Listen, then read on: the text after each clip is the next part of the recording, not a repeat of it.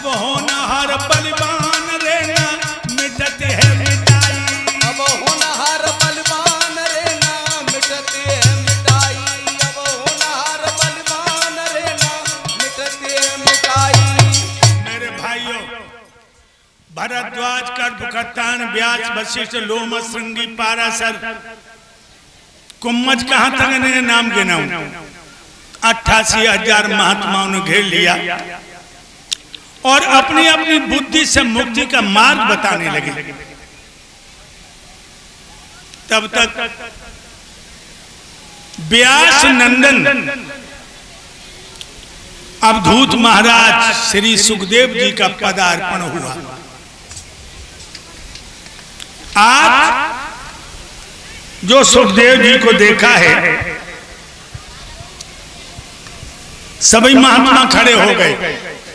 नमो नमो निंदनम, नमस्कार गुरुदेव था। सबने प्रणाम किया। व्यास ने भी अपने पुत्र को प्रणाम किया।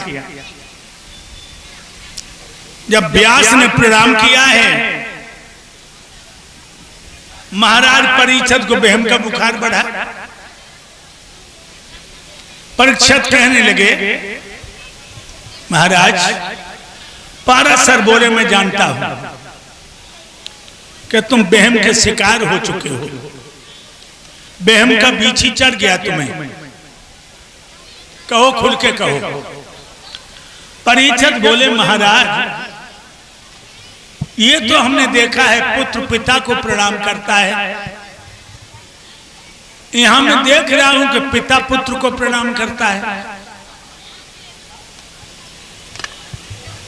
भाइयों,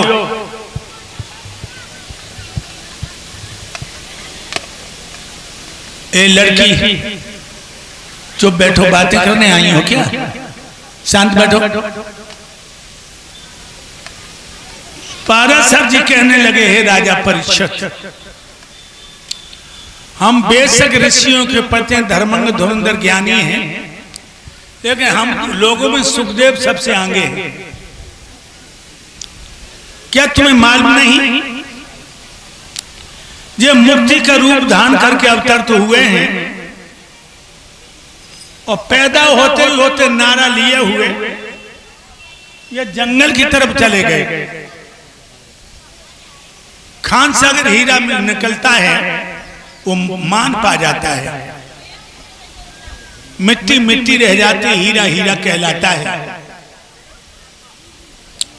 परीक्षित तेरी किस्मत खुल गई, जो सुखदेव जी आ गए, अब तुझे मुक्ति का मार्ग अवश्य बता देंगे। सो राजा परीक्षित ने श्री सुखदेव जी के चरण पकड़ लिए। सुखदेव जी कहने लगे, यहां ये भीड़ कैसी लगी है? जवाब दिया, महाराज संगी ऋषि ने हमें श्राप दिया है, 8वें रोज तक्षक डसेगा। कल का दिन जन्मेजय को राजतिलक में चला गया, 7 ही रोज बाकी हैं, मेरी मुक्ति कैसे होगी?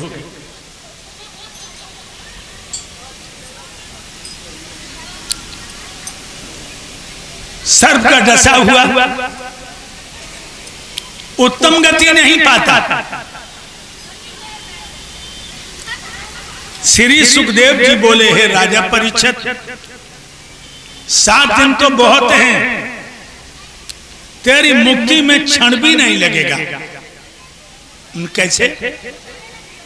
जवाब दिया, भ्रष्टो भ्रष्टो भागवता तरंत, भ्रष्ट से भ्रष्ट जीव भागवत रूपी नौका पर बैठकर भवसागर से पार हो जाता है। तुम भगवान की भागवत सुनो, ज्ञान की गाथ में केशव की लीला रंग जमाएंगी और मूल को सींचों के शाखाएं अपने आप से जाएंगी। परीक्षित कहने लगे, अगर महाराज भागवत सुनने से मुझे मुक्ति मिल सकती है तो आप हमें भागवत सुनाओ। श्री सुखदेव जी बोले, हे राजा परीक्षित, भागवत तो हम सुनाएंगे, लेकिन भागवत सुनी कैसे जाती है, नियम जरूर सुनना है। भक्तों ये बता देना जरूरी समझते हैं। आपके क्षेत्र में, गांव में कहीं भगवान की कथा हो रही है तो कैसे जाना चाहिए। जब भगवान की कथा सुनने को चलो, सबसे पहले स्नान कर लो, शरीर की शुद्धि कर लो। कपड़ा फटा पुराना भले ही हो, लेकिन स्वच्छ हो, साफ हो।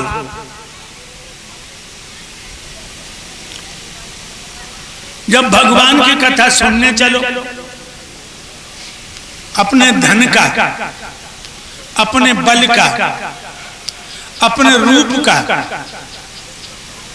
अपनी प्रभुता का कभी घमंड लेके नहीं जाओ। जब भगवान की कथा में बैठ जाओ तो कभी ये ना सोचो नगला भूड़ के व्यवहार में आए हैं,